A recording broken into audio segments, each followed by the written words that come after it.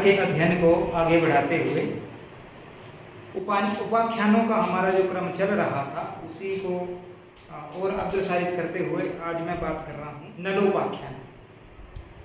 नल दमयंती की ये कथा है और इसका वर्णन तब आता है जब पांडव जो हैं वो अपने वनवास में होते हैं। उस वनवास के दौरान बृहदाश्व उनके पास आते हैं। उनको देखते ही युधिष्ठिर बृहदाश्व से कहते हैं कि हमसे अभागा और कोई नहीं होगा, कि राजा होते हुए भी हमें जो है वो ये वन वन भटकना पड़ रहा है। ऐसे में इस नलोपाख्यान को जो बृहदाश्व हैं वो युधिष्ठिर इत्यादि को सुनाते हैं, उनको ऊर्जित करने के लिए, उनको प्रोत्साहित करने के लिए इस नलोपाख्यान को सुनाते हैं। और इस उपाख्यान की विशेषता यह है कि इसी उपाख्यान को आधार बनाकर श्रीहर्ष ने नैषधीय चरितम लिखा, जिसके विषय में कहते हैं उत्तरे नैषधम विश्वदौषधम। नैषध जो है विद्वानों की औषध है। एक अन्य उपाख्यान, एक आख्यान आता है नाग आख्यान। महाभारत में एक कथा आती है जहां जन्मेजय जो हैं वो नाग यज्ञ करते हैं। अब ये यज्ञ जो है वो नागों को समूल नष्ट करने के लिए या उनको वशीकरण करने के लिए किया जाता है। जन्मेजय जो है वो अपने पिता की मृत्यु का प्रतिशोध लेने के लिए ये कार्य करते हैं। इस यज्ञ में पुरोहित जो है वो अपने मंत्रोच्चारण से आकर्षण उत्पन्न करते हैं और संसार भर के पूरे नाग जो हैं वो वहां पर एकत्रित होकर उस यज्ञ में होम हो जाते हैं। इसी आख्यान में एक और अंदर आख्यान आता है रुरु आख्यान। रुरु आख्यान यह लगता है कि जन्मेजय की जो कथा है, जिसको नाग आख्यान कहा जा रहा है, बाहर जो कथा आ रही थी, अंदर वाली कथा भी इसकी रेपिटेशन है, इसकी पुनरावृत्ति है, क्योंकि रुरु जो है वह भी सर्पों का नाश करने के लिए अपने प्रयत्न करता है। तो नाग आख्यान इसलिए इसको कहा गया है। इस तरह से आख्यान प्रमुख रूप से यह है। महाभारत को पढ़ के हमें अगर इसकी पॉलिटिक्स की बात करें, राजनीति की बात करें, तो ऐसा ज्ञान होता है कि राजा कभी भी निरंकुश नहीं होना चाहिए, राजा कभी भी स्वेच्छाचारी नहीं होना चाहिए। राजा यदि स्वेच्छाचारी रहेगा तो राज्य जो है वो नष्ट हो जाता है। जैसे वेण, नहुष, सुदास, सुमुख, ये सब जो हैं, इन सब राजाओं को प्रजा ने क्या किया? प्रजा ने राजगद्दी से उतार कर नष्ट भ्रष्ट कर दिया।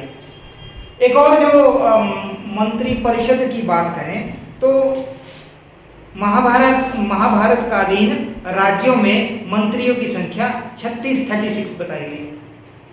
मुझे लगता है आज भी मंत्रियों की संख्या लगभग इतनी होती है।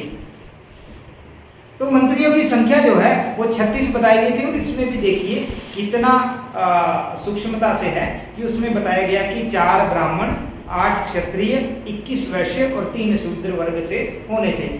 तो देखिए सभी समाज को साथ लेते हुए ये मंत्री परिषद बनाई जाती थी।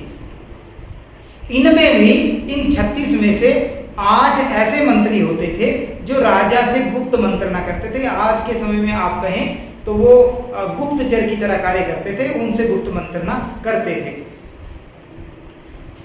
अब कर की बात करें, टैक्स की बात करें तो वलिशट अर्थात 1/6, मतलब अगर किसी की कमाई 60 लाख है तो 60 लाख का 1/6 कर लीजिए, ठीक है। मतलब 1/6 जो है भाग जो है वो कर के रूप में लिया जाता था।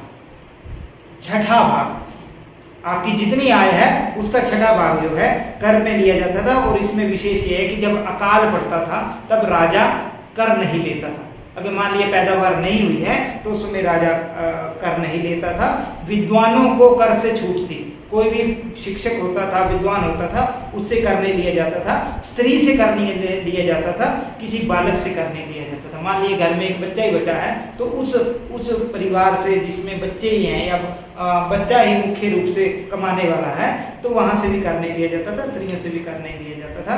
इस महाभारत के कालीन राजनीति में राजा ही सर्वोच्च न्यायाधीश होता था। और उस राजा की सेना कैसी होती थी? तो 4 प्रकार की सेना होती थी। पहला पैदल सेना, जो पैदल चलती थी। दूसरा घुड़सवार सेना, जो घोड़े पर चलती थी। तीसरा है रथी, जो रथ पे चलते थे। और चौथा है हाथी, हाथी वाली सेना, जो हाथी का प्रयोग करते थे। तो और भी हम मोटे तौर पर देखें तो युद्ध प्रणाली अद्भुत थी महाभारत की। युद्ध सामान्य रूप से 2 दिन में ही लड़े जाते थे। आप देखते हैं जब गीता में वर्णन आता है कि जब युद्ध आरंभ होता था तो दोनों तरफ के रथी जो हैं वो शंखनाद करते थे, और जब युद्ध समाप्त होता था तब भी शंखनाद से युद्ध जो है वो समाप्त किया जाता था। तो इसलिए मैं प्राय शब्द इसलिए कह रहा हूँ कि कुछ परिस्थितियों में थोड़ा देरी से भी युद्ध समाप्त हुए, रात को भी हुए हैं, लेकिन सामान्य रूप से संध्या काल में ये युद्ध जो है वो समाप्त हो जाते थे। एक विशेष बात जो तत्कालीन समाज में देखने को मिलती थी कि वहाँ जाति जो है वो जन्म आधारित नहीं थी। वर्ण व्यवस्था जो थी वो जन्म आधारित नहीं थी, वो कर्म आधारित थी। महाभारत में स्पष्ट रूप से वर्णन आता है कि यदि कोई शूद्र वर्ण का है, उसके कर्म अच्छे हैं, उसकी प्रगति अच्छी है, वो विद्वान है, तो वो शूद्र नहीं, वो ब्राह्मण में गिना जाएगा। और जो ब्राह्मण जो है यदि वह गुण से हीन हो गया है, उसमें विद्वता नहीं है, ब्राह्मणत्व नहीं है, तो वो शूद्र में उसको माना जाएगा। तो इसके लिए श्लोक भी प्राप्त होता है, शूद्रे चैतत भवेत् लक्ष्यम द्विजो चैन्न विद्यते न वै शूद्रो भवेत् शूद्रो ब्राह्मणो ब्राह्मणो न च। तो ऐसा एक श्लोक भी हमें प्राप्त होता है। इसके उदाहरण में मैं कुछ बताना चाहता हूँ। विदुर, मतंग, जो जन्म से शूद्र थे किंतु ब्राह्मणों के समान वो सम्माननीय हुए। इसके अतिरिक्त और भी आते हैं, जैसे बहुदक, हंस, परमहंस इत्यादि का वर्णन हमें मिलता है।